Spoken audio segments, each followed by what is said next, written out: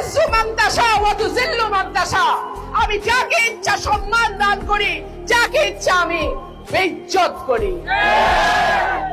বেইজ্জতি কত প্রকার ও কি কি এইবার হাসিনা তুমি টের পাইছো। আল্লাহর বিচার বড় ভয়ঙ্কর বিচার।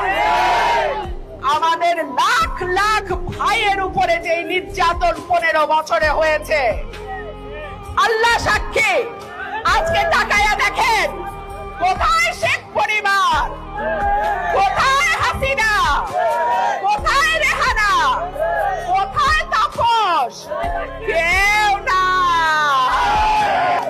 বাংলাদেশের মাটিতে তোমার আর জায়গা হবে না।